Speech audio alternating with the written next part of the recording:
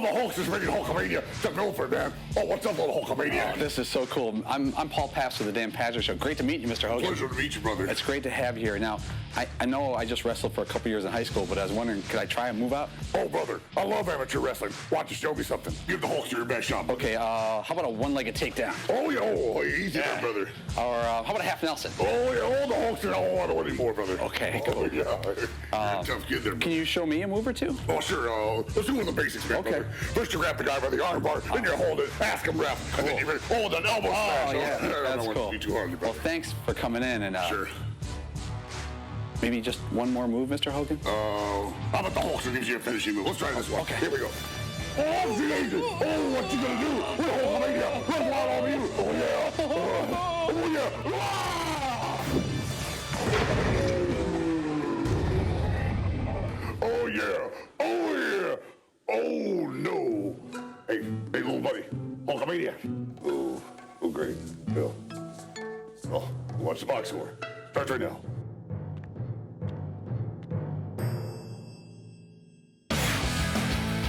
I don't know a lot about sports, but I can drink a lot of beer. My motto is simple. C's get degrees. Need a long, inappropriate hug? I'm your man. I think I'm smarter than you, because I probably am. Howard Coward for box score.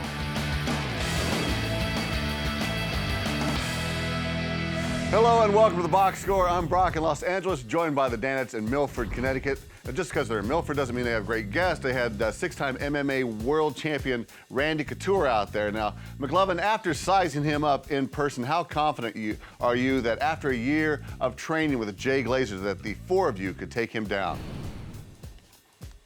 I'm completely non-confident. Is it non-confident or unconfident? And by the way, I didn't want Glazer to train me. I want, like, the best MMA trainer. Whoa. No, it's Glazer, like...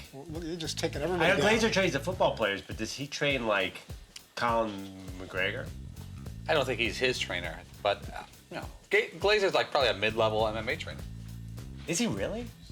It's pretty gnarly. I don't think it's like golf. I don't think you have to be the best golfer in the world to train someone to be a great golfer. Like if you were a great golfer, you probably wouldn't be teaching it. Mm-hmm. I don't know, maybe. Who knows? You know, does he train a lot of active fighters?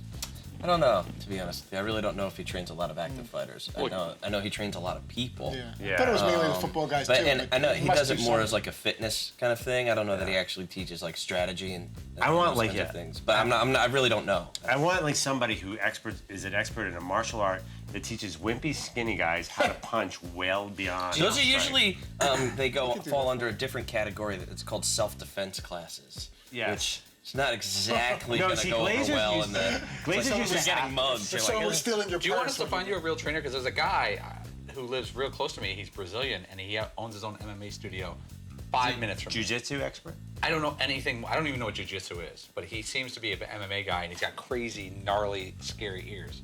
See, no, I want somebody who's never been touched. I want somebody who's like a no, you don't. ninja, dude. No, you don't. No. No, I want a 5'4" guy from some country I've never heard You want of to have someone who can with teach me experience to with pain kill and with what one happens. punch. Kill. If you're out there, call us. Yeah. 1-8. Yeah, McLovin, you want someone who has been touched and touched a lot, like our poor Paul Pabst, and he was unfortunately touched and hurt today by Randy Couture. Let's take a look. So I'm gonna try to control you. Depending on what we do or where you go. Yeah. Did you just hear that, Brett? Tap out, Paulie. Tap out. Get out of here.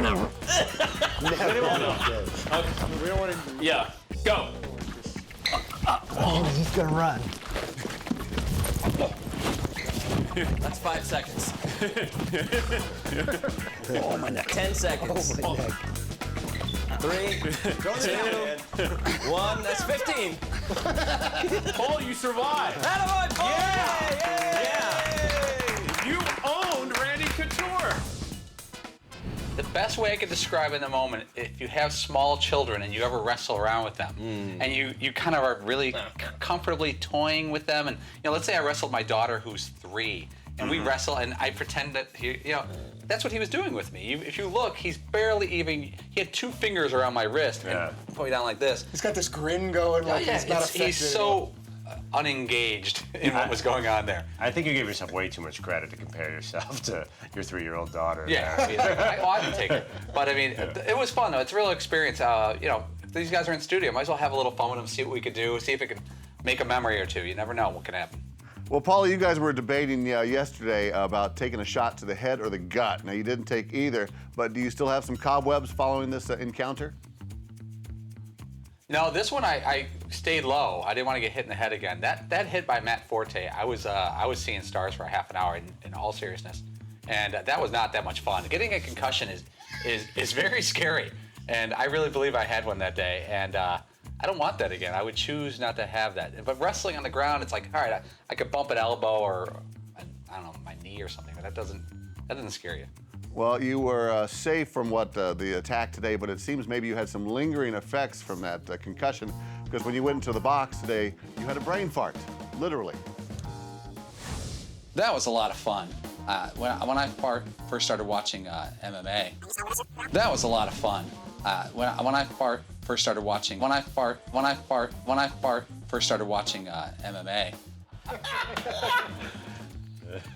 That's funny because I don't remember saying that. I don't even know how that would be confused. I think I was trying when I first started. Okay, first started. That makes sense. When I fart.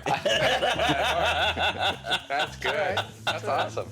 That's So let's open up in the box and share these. Smolty said that Greg Max's entire Hall of Fame speech was an anagram for fart or something. Yeah. That's kind of what you did. Nice.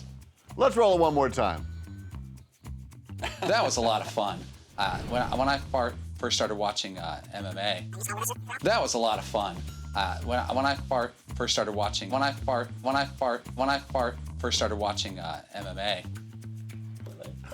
At least I look nice in there. Yeah.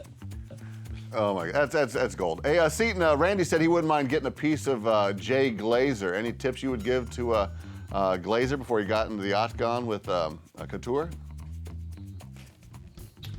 I would say to Jay, just know when it's over and know that you've been beat, and just let it go.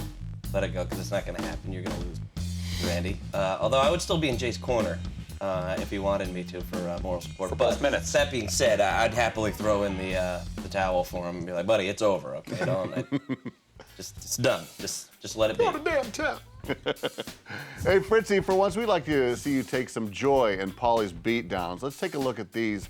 And I want to see the smile on your face. You seem to sort of hold back on this, but I mean, these are joyful moments for you, I would think. Would you agree, Fritzy? You know what? I don't want Paulie to get hurt. I think he's been very courageous and been a good sport with trying to make special memories for him, for the show, and for himself, and taking pictures afterwards. And it's really cool. Some really cool experiences. We play around and talk about injuries and things like that. But if you look at this whole montage of all these things he's done and been willing to do against some of the biggest names in media and athlete and celebrity, it's a very cool thing for the show, whether it's Super Bowl week or what we're doing in Milford or in the New York studio. So ultimately, it's really cool. And truth be told, I do not want the man to get any type of significant injury. Maybe a little bump or a cut or a bruise or something. As long as Come on, dude. Say you want to enjoy it. Play along. I'm not really don't There's want a lot of viewers out there want to see me get hurt. I barely talk to them at all. No, I've been through my share of medical issues, and the last thing I want is for any of these guys to deal with any kind of serious injury. After hearing that, I would like you to get hurt. Nice. Paulie, where does this rank amongst all of the beatdowns for you? Pretty high in the level of person I was going against, because it's Randy Couture, and in his sport, he's a Hall of Famer. I don't think I've ever gone against Michael Strahan, Hall of Famer. He's already in, right? Yep. But when we had him on set, he wasn't a Hall of Famer yet. Wasn't. So current Hall of Famer, I think he's a legend. I mean, he's an absolute living legend. There's no doubt about it. I think people who, if you don't know MMA, and I'm no expert, but I keep an eye on the sport here and there. He's got to be the first legend, the first household name in the sport. Yeah. From what I remember, he was as big as a sport back in the 90s. Yeah, that's why I found the conversation about him and Dana White so interesting, because he, and Dan said, have you been treated the way you should have been? Right. Which is kind of an interesting question, but it is true. I mean, he did a lot to grow the sport. Oh, he's the Gretzky of his sport. He sure is. If you're going to use a name, because, again, my wife knows his name, and I always say, she goes, "Oh, Randy Couture, the fighter." I'm like, "Yeah," and he's in movies. I mean, to be in movies with Stallone and all those guys, you got to be pretty well known. They weren't bringing him in because he was a tough guy. They brought him in because he was a household name. Now, did Couture fight Chuck Liddell several times, or was that one 3 time? times, I can't remember any of those, but that I must think he lost twice. That must have been pretty huge to have those two guys in the octagon together. And he should have been in Devil Wears Prada. You're right. Okay, coming up, we're going to put together a sales pitch for one Danette. You want a sales pitch for the Ram 1500 Eco Diesel? Yeah, I got it. Every truck can climb a hill, every truck can haul a trailer, every truck can tow a boat, but not everybody has the most fuel-efficient half-ton truck on the road. The Ram 1500 Eco Diesel is just that truck. When I fart, I drive the Ram 1500 Eco Diesel. Get more facts at ramtrucks.com. Guts Glory, Ram.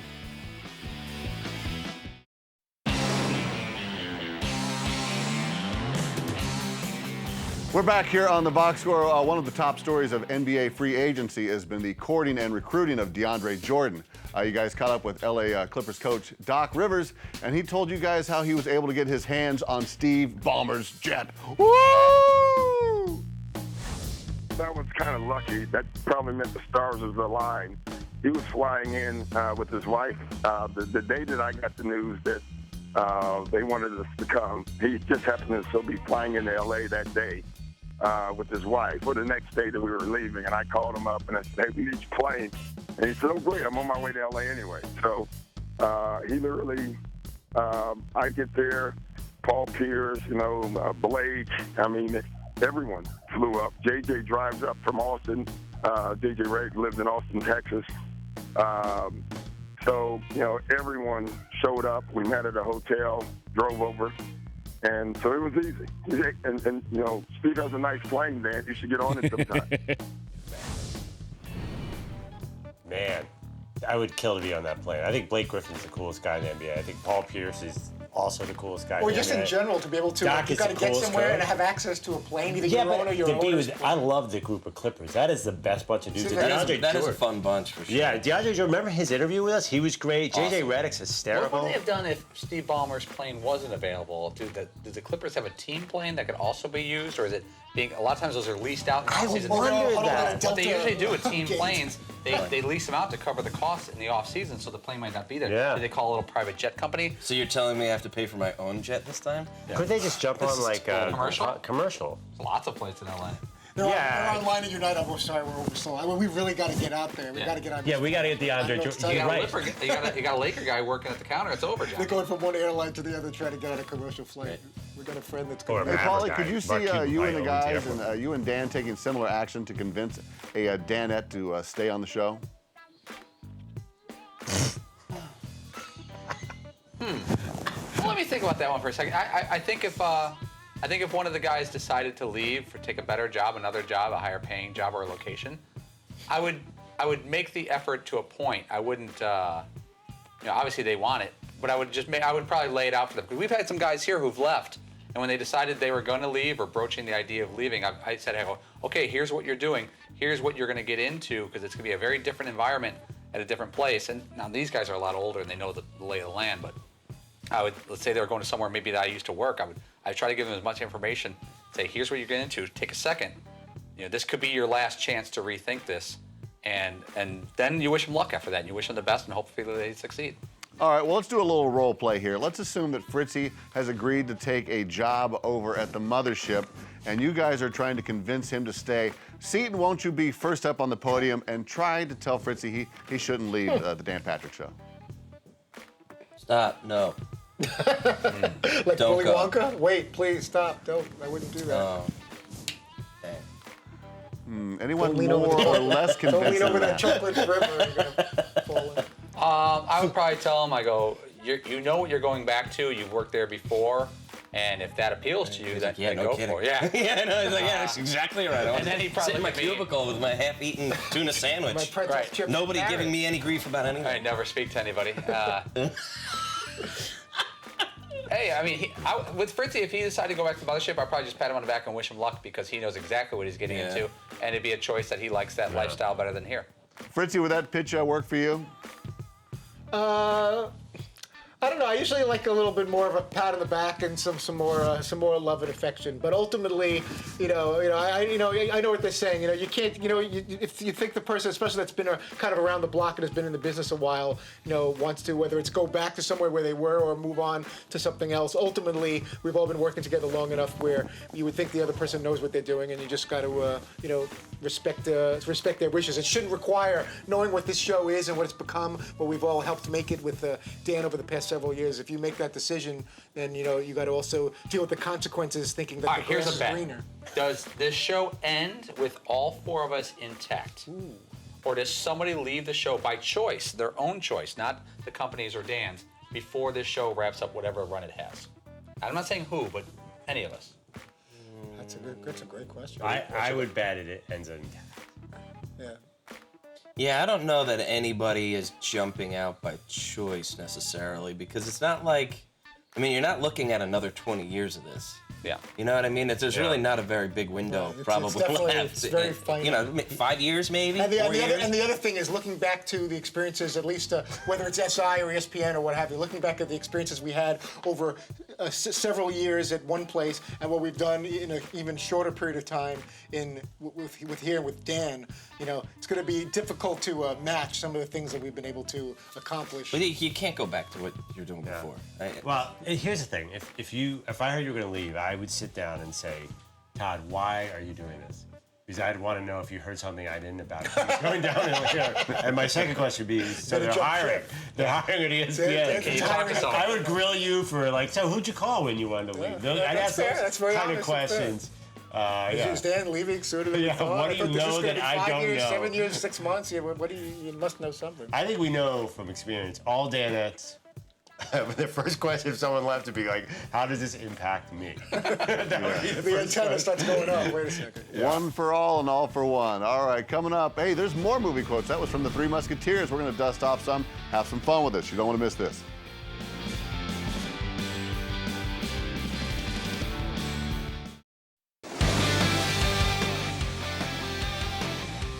Quiet on the set, please. Haley Joel Osment. Take one.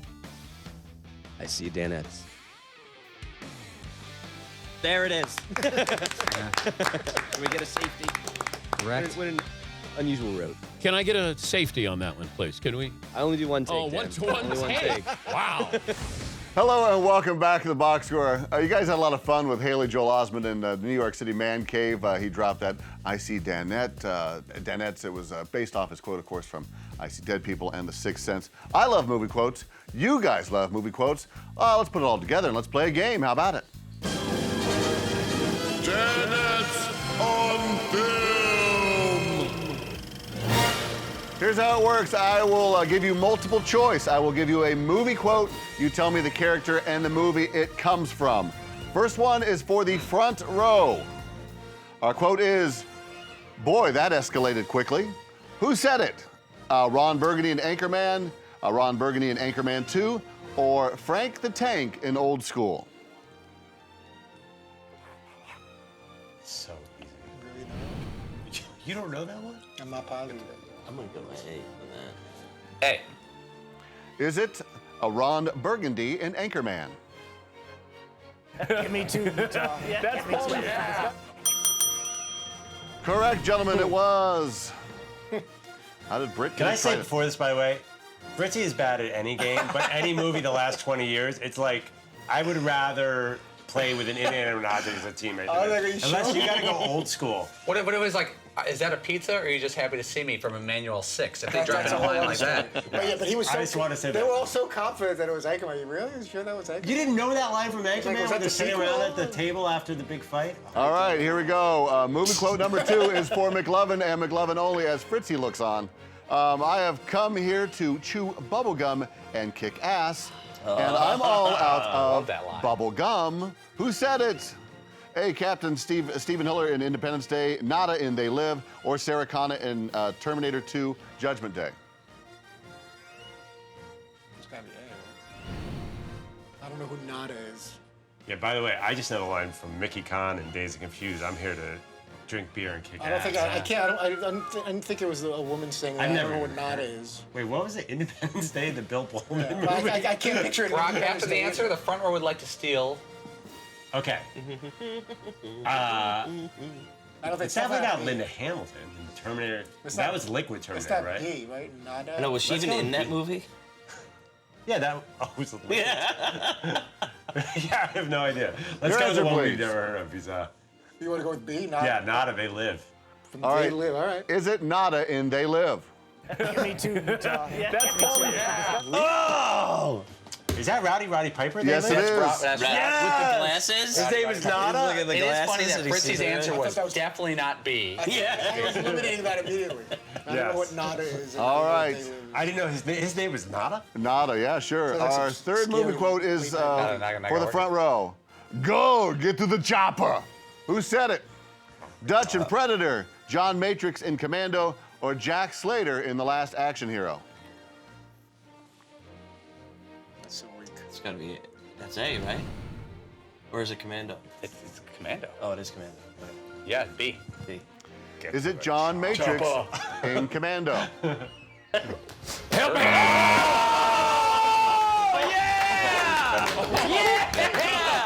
It was A, Predator. See, Commando, he's like a rogue guy with Ray Dong Chong. And I know Commando. Get to the chopper is when they're trying to get away from the alien. Oh, my bad. He's got the stogie in his mouth. I thought it was Like Commando. a gigantic gun. Get to the chopper. I apologize. Yes, all right, to the person who is going Commando right now, Fritzy and your partner, McLovin. The final quote. No, Mr. Bond, I expect you to die. Who said it? Octopussy in Octopussy. that. Mr. Big in Live and Let Die. Love that song. I'm the one who wants to be with you. And, of course, Goldfinger in Goldfinger. I think it's Goldfinger. I think it's old. Not Mr. B. I thought it was Dr. No. but I Fritzy's guess gonna it's guess Goldfinger. number I A, was so thi- letter A, just so he could say the Yeah, I line. was thinking about A, but that's a different. Well, they threw it to you that's for the answer. I think A is from Coed Confidential 3. I it's think- not So A. if you don't think it's A, I think it's Goldfinger, but Yeah. I could be wrong. But let's go with Goldfinger. Based just on the fact they went to Todd for the It answer. still fits since it's a funny sexual I reference like for Fritzy. Octopussy, Is but it we're gonna Goldfinger? We're gonna go Goldfinger. Me too, Utah. That's Paulie. Oh, look at you. Look at that. Oh, Keanu Reeves holds up 2 gold fingers to say, congratulations to the back row. Rare victory for that. All right. Oh, did we pick that up? Oh, you guys picked it up. Give me a 2-minute break here because this is the box score, and we're going to take a break and remind you that the Ram Heavy Duty, with its best-in-class towing, torque, and horsepower, does not need a break. That's right. It's the big bad boy. Gets all your work done in the rain or the sun. I had to do a rhyme there. I'm sorry. All right, get more facts at ramtrucks.com. Guts, glory, Ram.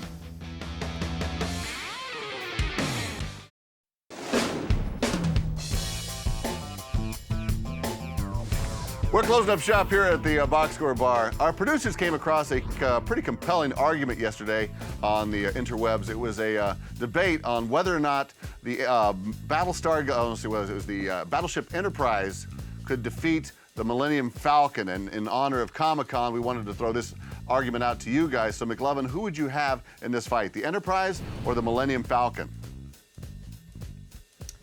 Well, my first thought was, the Enterprise couldn't catch the Millennium Falcon because they're obviously going to warp speed. the second thought is your producers are way nerdier than these producers, if that's Yeah. what they're talking about after the show. No, because I want in on that I know. conversation. I was gonna say they went to the right guy for But that the firepower of the Enterprise would ultimately win out. I think that's a simple explanation there. All right, well, let's not stop there. Let's keep it Comic-Con. Seton, who do you have in a race here? The Batmobile or the DeLorean from Back to the Future? Oh man, I'm trying to think of which era Batmobile you're talking about. Yeah, more of a 'Cause if it's cruiser. more modern, certainly going to take that. But if it's the old Bam Splat Pow one, that thing can't move at all. It's more of a cruiser. That being The said, Adam the West DeLorean can travel time, so I got to go DeLorean. Yeah, that's it. Well done. Fritzy, who is your favorite superhero? We can go female on this. Favorite superhero. The first one that comes to mind is what's her name from Linda Carter played Wonder Woman. Wonder Woman. Yeah, man, that's the only right answer Just here. from that costume alone. There's been some others along the way, But you gotta go Linda Carter with the big red boots and the little blue shorts with the white stars and the yellow belt thing. Yeah, throws it around you, makes you tell No the Garter, truth. unfortunately, but I think they're casting for that movie, so maybe that one of these Victoria's Secrets ladies. All right, Fritzy, who's on Monday? Monday we will talk to the NASCAR Sprint Cup champion from the race in Loudon, New Hampshire. And that will be? What's that? Who's gonna be? Joey Logano? Who's gonna win? I'm gonna go. You know what? I'm gonna go Logano because he's a Middletown, Connecticut guy, and I was watching the local news last night, and they did a little feature on him. So I like Joey Logano. If not, then it's gonna be Brad Keselowski. That's what I was gonna say. Where you're Oh my God. Harvick all And the we'll way. recap the British Open, maybe a little baseball. We'll see what happens with Tom Brady for the big Friday 5:30 Eastern time announcement, maybe. And that's the story. All right, thank you, gentlemen. Have a great weekend. This has been The Box Score. You catch us here on Monday on Audience Channel 239 right here on DirecTV. The podcast is available if you're on the go. iTunes or at podcast1.com. Cheers. I don't know a lot about sports, but I can drink a lot of beer. My motto is simple. C's get degrees. Need a long, inappropriate hug? I'm your man. I think I'm smarter than you, because I probably am. Hey, thanks for watching The Box Score. Holy cow!